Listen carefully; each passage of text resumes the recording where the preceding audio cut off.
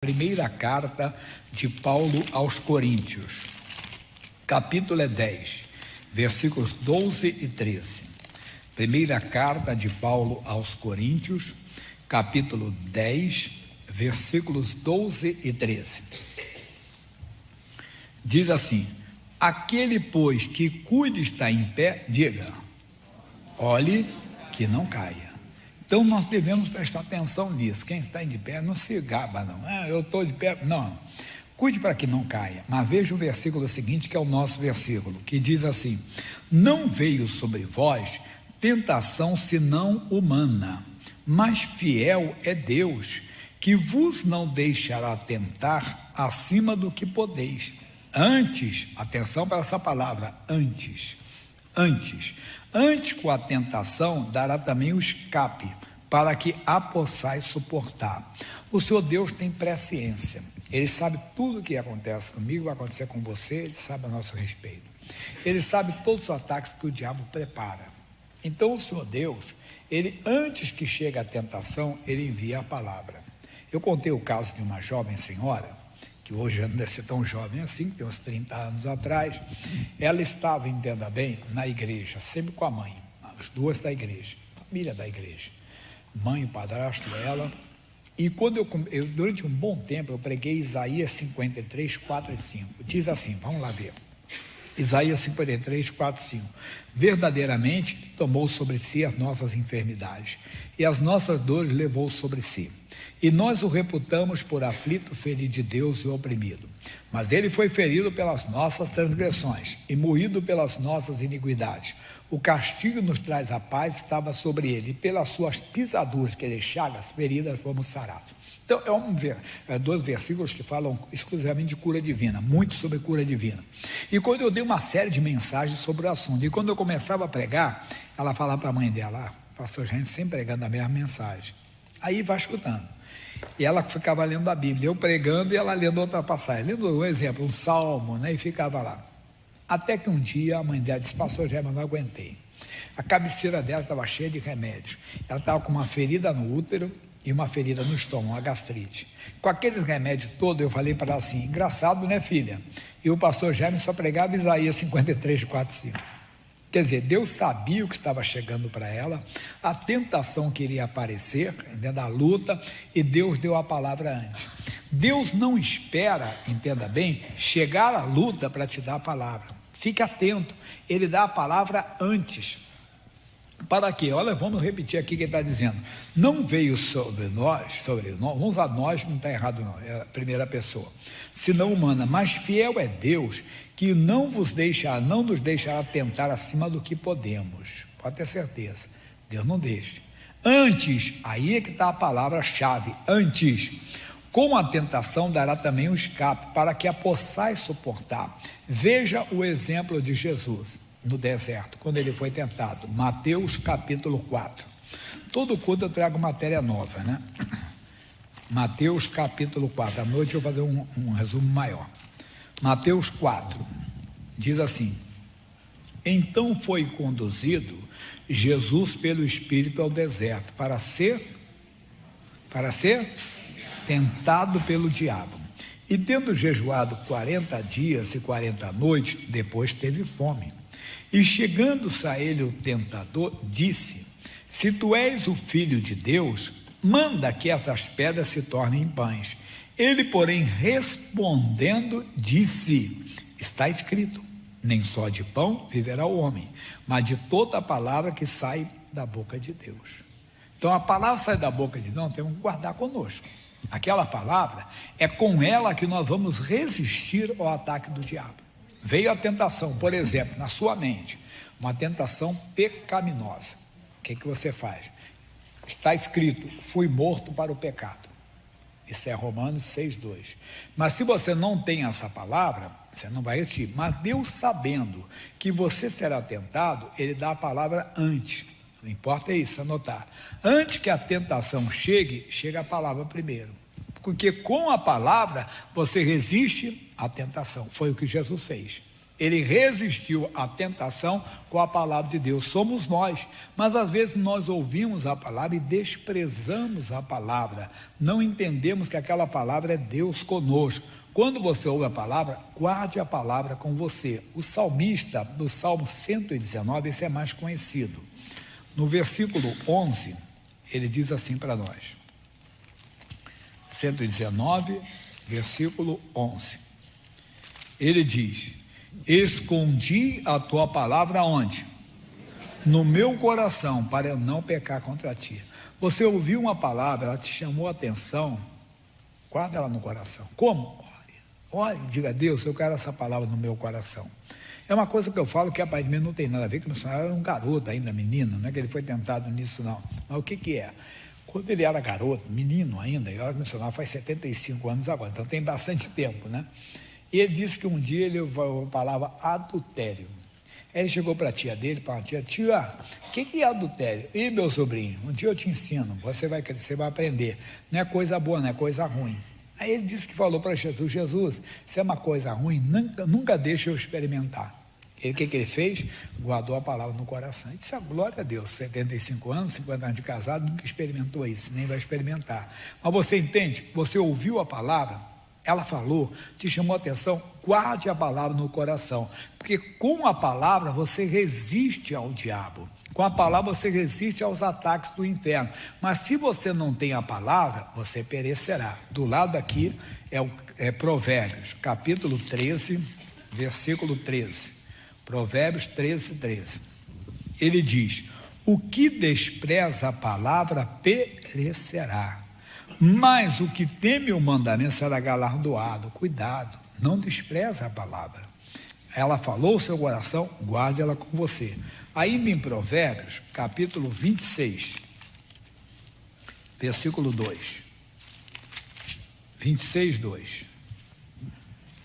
Como o pássaro no seu vaguear e como a andorinha no seu voo, vamos lá, pessoal? Assim a maldição sem causa não virá. Não virá. Qual é a causa? A maior causa da maldição alcançar a pessoa, entenda, é porque ele desprezou a palavra. Eu tenho um versículo, uma coisa aqui que passa muito primário ou ridícula, né? Mas não é não. Uma mulher muito bonita, e aí o homem de Deus, entenda bem, um jovem da igreja, ou um homem idoso e tudo, uma pessoa experiente, caiu. Não foi por causa da mulher era bonita, não. Era, pastor, porque era uma mulher bonita. Não, porque ele desprezou a palavra. Se ele tem a palavra, pode ser a pessoa que for, ele não cai. Porque a palavra é a nossa força. Quando nós desprezamos a palavra, nós desprezamos a presença de Deus conosco. No livro de Juízes, a nossa história é a história de 7 anos de Israel na mão dos adversários. Mas que coisa triste, que período triste da história de Israel. Diz aqui, Juízes capítulo 6. Porém os filhos de Israel fizeram o que parecia mal aos olhos do Senhor. O que eles fizeram? Roubaram? Mataram alguém? Se prostituíram? Não. E o Senhor os deu nas mãos dos midianitas 7 anos, que Deus permitiu que isso acontecesse com eles. E prevalecendo a mão dos midianitas sobre Israel, fizeram os filhos de Israel para si, por causa dos midianitas, as covas que estão nos montes, e as cavernas e as fortificações. Eles tentaram resolver da maneira dele. Vamos fazer algumas cavernas, vamos fazer algumas fortificações e vamos conseguir. Não conseguiam. No Novo Testamento, Jesus disse, não precisa ler, João 15, 5, a parte final do versículo: sem mim nada podeis fazer. E eles não chamaram o Senhor. E diz assim: porque sucedia que, semeando Israel, subiam os midianitas e os amalequitas, e também os do Oriente contra eles subiam, e punham-se contra eles em campo, e destruíam a novidade da terra, até chegarem a Gaza. E não deixavam mantimento em Israel, nem ovelhas, nem bois, nem jumentos, porque subiam com seus gados e tendas, vinham como gafanhotos, com tanta multidão que não se podiam contar, nem a eles, nem aos seus camelos, e entravam na terra para a destruir.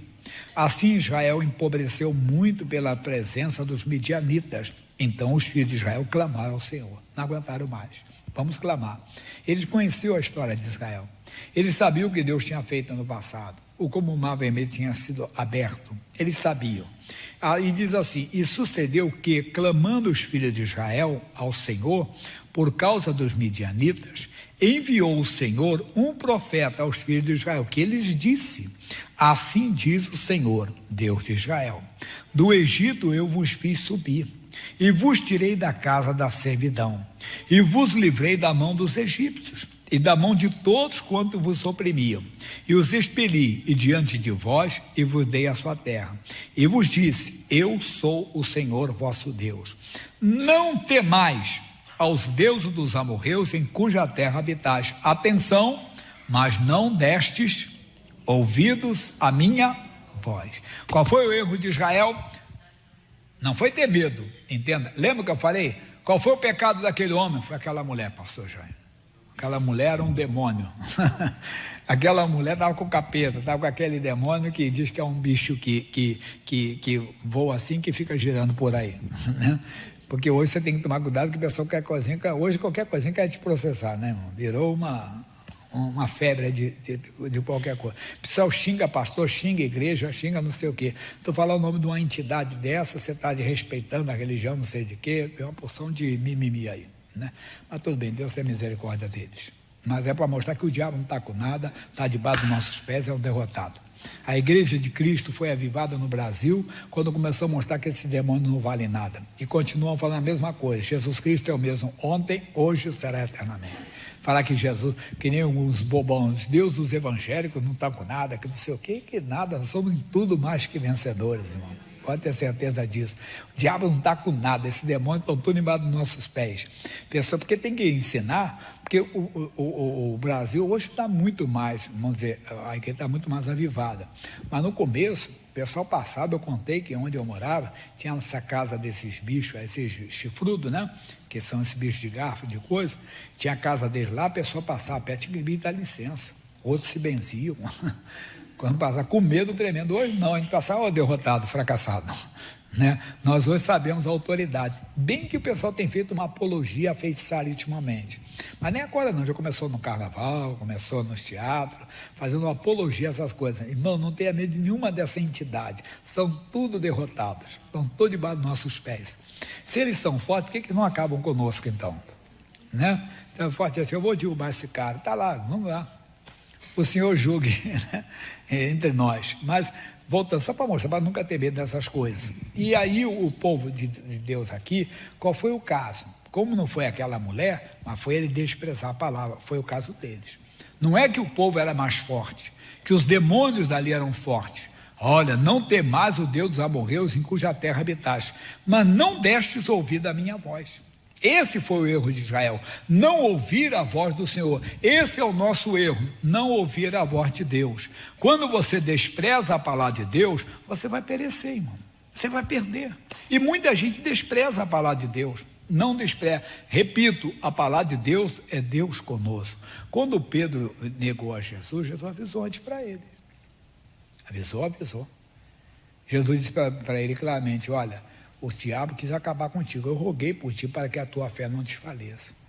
Ele disse: eu estou pronto aí contigo até a prisão e a morte. Estava? Não. 3 vezes ele negou Jesus. Mas por quê? Porque ele negou, ficou com medo de ser descoberto que ele era um seguidor de Jesus? Não, porque ele desprezou a palavra. Veja o próprio Judas Iscariotes. Quantas vezes Jesus disse: olha, um de vocês aqui é do diabo, hein? O Judas, porque todo mundo conhece o Judas como o quê, pessoal? Traidor. Mas antes de ser traidor, ele era outra coisa. Era o quê? Ladrão. Ele roubava. A Bíblia diz que isso está no livro de João, no capítulo 12. Pode ser que eu não vou me perder, não. A leitura é bem rapidinho para vocês, só para você entender isso aqui e guardar. João capítulo 12. O rapaz que estava tirando um cochilo lá, ele deve ter voltado. Foi, pois, Jesus 6 dias antes da Páscoa a Betânia, onde Lázaro, o que falecera, e a quem ressuscitara dos mortos. Fizeram ali, uma ceia, e Marta servia, e Lázaro era um dos que estavam à mesa com ele. Então Maria, tomando uma libra de unguento de nardo puro, de muito preço, ungiu os pés de Jesus, e enxugou-lhe os pés com seus cabelos, e encheu-se a água do cheiro do unguento. Então dos seus discípulos, Judas Iscariotes, filho de Simão, o que havia de trair, não tinha traído nada, disse: por que não se vendeu esse unguento por 300 dias? 300 dias que equivale a 300 dias de trabalho, e não se deu aos pobres? Olha, ele disse isso não pelo cuidado que tiver dos pobres, mas porque era o quê? Ladrão, tinha a bolsa e tirava ali o que se lançava. Então Jesus deu uma oportunidade para o Judas, até que o diabo tomou conta dele, quando ele foi então e se propôs realmente a vender, a trair o Senhor. Mas a nossa mensagem aqui é: despreza a palavra. Não despreza a palavra. Quem despreza a palavra perecerá. Então Deus, antes que a tentação chegue, Ele dá. Antes que eles tivessem, entenda bem, recebido a notícia: olha, israelitas, vocês estão aqui agora, mas os deuses dos amorreus são deuses fortes, são deuses cruéis, são deuses que fazem... Não, eles tinham que dar risada, mas temeram. Deus diz: não temais os deuses dos amorreus em cuja terra habitais. Eles não ouviram. Então, voltando do nós começamos. O que nós começamos? Quem lembra? A primeira carta de Paulo aos Coríntios, capítulo 10, versículo 12. Eu estou lendo já o 13 agora. Então ele diz: não veio tentação senão humana, mas fiel é Deus, que não vos deixará tentar acima do que podeis. Antes, com a tentação dará também o escape, para que a possais suportar. Então, antes de você ser tentado, ser atacado, Deus dá a palavra. Olha, oremos aqui para que não entremos, orem para que não oreis para que não entreis em tentação. Os discípulos não oraram, a tentação veio. Quando Jesus acabou do assim, quando eles dormindo de tristeza, eu não disse para vocês? Levantai-vos agora e orais, para que não entreis em tentação. Por quê? Agora estavam caídos. Eles desprezaram a palavra. Não despreze. Antes de chegar à tentação, ele dá a palavra. Para terminar, Romanos capítulo 10, versículo 8. Romanos 10, 8. Mas que diz: a palavra está junto de ti, na tua boca e no teu coração. Esta é a palavra da fé que pregamos. A palavra que nós pregamos, a palavra que você recebe, que eu recebo, ela está junto de nós. Aonde? Na nossa boca e no nosso coração. Porque a boca fala do que o coração está cheio. Então guarde no coração a palavra que você ouve. Mesmo que você aparentemente não está precisando dela, Deus tem presciência. Sabe que você vai precisar dela lá na frente. Não é por acaso que Deus está falando contigo, que Ele te chama a atenção quando você está lendo a Bíblia, algo te chamou a atenção. Quando o pastor está pregando, seu pastor, sua pastora lá, o homem de Deus, a mulher de Deus está pregando, aquilo chama a sua atenção. Aquilo ali é Deus se revelando para você. Guarde aquela palavra no seu coração. Ore: Deus, eu quero essa palavra no meu coração. Mesmo que você não esteja precisando dela ali naquele momento, guarda ela com você. Ela vai estar junto de ti e no teu coração. A saber, se com a tua boca confessar ao Senhor Jesus, e em teu coração creres que Deus o ressuscitou dos mortos, serás salvo. Assim é a salvação. Não precisa fazer nada. É só você crer no coração que Jesus morreu pelos seus pecados. É só você crer no coração que Ele venceu o inferno e a morte. E você diz para Ele: me salva. E Ele vai te salvar. Ele vai te dar a salvação, Ele vai te dar isso aí, a vida eterna. Mas a mesma coisa é para cura, para qualquer que for a tentação, você fica com a palavra de Deus.